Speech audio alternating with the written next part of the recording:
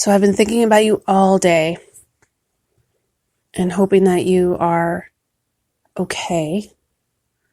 And when I say okay, I mean like just being able to put one foot in front of the other. Not jumping up and baking a batch of gingerbread cookies or slapping on Bing Crosby and dancing to White Christmas. Just being able to sit upright, get out of bed, and, make some coffee. I hope that you've done at least that. And if you couldn't do anything else, it's fine. This episode is meant for you from me personally. As I sit in my living room right now by myself. Christmas alone is what I'm calling this show. And I've been thinking about it all day because there are so many people out there right now, tonight, tomorrow, who celebrate this holiday. And some people celebrate it, not because they want to, but it's a tradition within the family. And, I've gone back and forth with, hating Christmas and wanting to erase it off the calendar and just, totally just turn my back on it, which I still want to do. I mean, I'm not Christian, man. So why? And then, it's not even that either. It's the pressure it puts on people, right? Like suicide hotlines are like, there are phone numbers being, I don't know. I guess what I'm saying, not very eloquently, is that this time of year is so difficult for people. There are warnings up about watching out for your neighbors and your friends because the holidays it's overwhelming, and then after the holidays, people who are ill or are elderly, tend to pass away.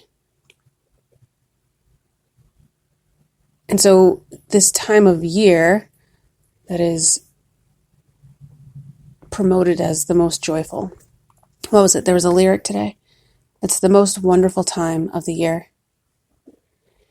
With the kids jingle belling and everyone telling you be a good cheer. Fuck off with that bullshit.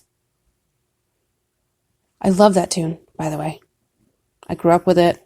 Always loved singing it. However, it's a lot of pressure, especially on folks that are like,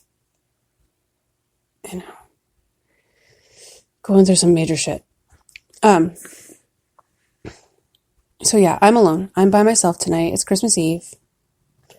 And this year, 2019, I'm okay. I've done okay today. And I'm here to tell you that didn't happen overnight, and nor will I can't promise you that I'll be okay tomorrow. I'm going to leave that open. So, and I'm going to do that as an example of the space you should hold for yourself and for others, to leave it open. You never know when you're going to get struck with, a memory or a situation that you just cannot handle and you need to ask for help. Please make room for that, for yourself and for others. So today I dropped the 3 children off at my in-laws for Christmas Eve, and I spent a lot of energy getting ready for that drop-off. not knowing, I knew it would be uneventful, just dropping them off. But pulling up to the house where I've spent so many Christmases, joyful Christmases, full of gifts and food and drink and, a fire in the fireplace and all these fantastic memories where I'm not welcome anymore. Pulling into that driveway is always a challenge. And today it was less of a challenge, but it was still a challenge. And dropping the kids off, and they know that I'm going to be here by myself. And so they were looking at me with, like, oh, sorry, Mom. Like, well, it's just the way it is. And the youngest this morning said, Mom, I wish you and Dad still lived in the same house. He's never said that before. And I went back and forth about pressing the subject and asking for more information. I figured he would just give it to me and if he wanted to, and I asked him a few follow-up questions, but, I understood it for what it was. Like the kids were like completely manic this morning, just thinking about what was to come. Anticipation turns people into completely different animals. And so knowing that about my kids, all kids, that their energy it's on hyperdrive, that it wasn't necessarily a question that I needed to, jump deeply into. It came up, and I feel like, those hard questions come up in times of joy because there's so much of that. There's so much good to balance out, the feeling of inadequacy or like, I don't know if I'm making sense. I'm drinking wine too, so I'm good company when I'm having a glass of wine. So I dropped the kids off and I pulled out of the driveway, put on some tunes, and I went down and did some Christmas shopping, which generally makes me very anxious and angry and like seriously anxious. And I'm not playing around. I pick up a bunch of stuff in a store. I start to hyperventilate over the cost of it all. I start putting it back on the shelves, and then I walk out without anything.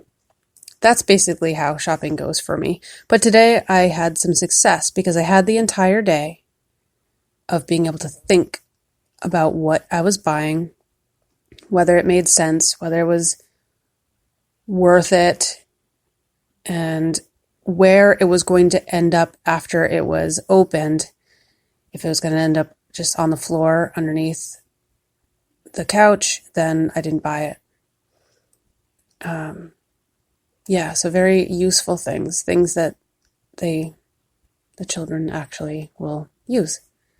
So I had the time to do that. And so that was I don't want to say blessing, but I'm going to say it. It was a blessing not having them today on Christmas Eve to be able to go and get some things without any pressure, just insane crowds. But it didn't bother me. The insane crowds didn't bother me because I was in my own world. So I did that. I did the deed. Even though I hate buying into the corporate Christmastime, that we kind of get forced into. We do. We get forced into it. And you can reject it, but, it's like, it's going up against the entire backlog of traditions and generations of doing things the same old way.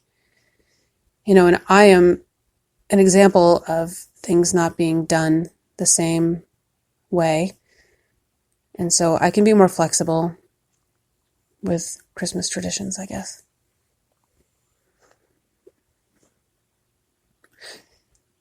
Anyway, So if you're listening now and you found this podcast because you were scrolling through Facebook or Instagram or wherever I happen to get this thing up, you probably noticed what I always notice every Christmas is everyone's photos of their brilliant tree and their piles of gifts and their family photos and all these wonderful pictures of people enjoying the holidays. And, for people who are by themselves, scrolling through everyone's, incredible day and, it's not easy. It's very triggering. And I would suggest you stop doing it. Just stop. Don't pick up the phone. Or if you do, don't scroll. Don't. Because your mind is going to go down a path that, first of all, it's inference. We all know that families are difficult. Family dynamics are difficult, and that usually what pops up on Facebook is curated. Unless you're me and you put all of your dirty laundry on Facebook. Well, actually, no. I curate photos and stuff, but when I do the podcast, it's everything. There's nothing hidden. But photos on social media are curated. They do not show you the meltdown that a child just had, or the mom who won't come out of her bedroom because it's just too difficult to face, the new dynamic this year, or the father who was just so pressured and just can't find any joy in doing menial tasks around the holidays. The teenager who just tried to commit suicide. The liquor cabinet that's locked because someone's a recovering alcoholic. There's so many details behind the posts that you're not going to see and people are not going to air out. And so scrolling through them as you go through and you're like, oh, Jim and Jen, look at their beautiful tree and all those gifts, man. I wish I could do that. And, my house is just an utter, complete mess and nothing is wrapped. Or I couldn't afford to get much of anything this year. Or I was delivered a bag of toys from Operation Santa Claus because I can't afford to get gifts this year.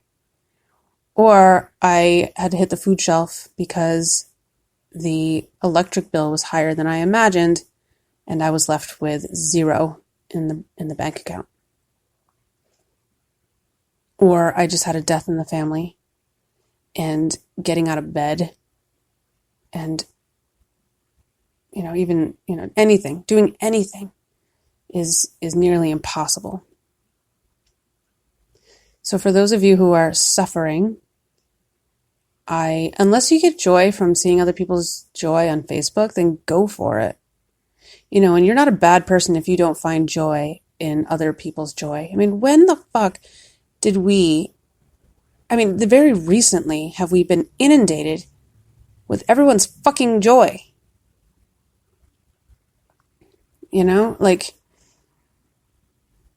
That's why my teenager does not have a phone. It's very difficult to make sense of reality when you're being spoon-fed it's surreal. It's not really reality. So, you can have a mental breakdown by looking at other people's photos, not knowing what's going on in that situation, just by seeing a photo. It can send you into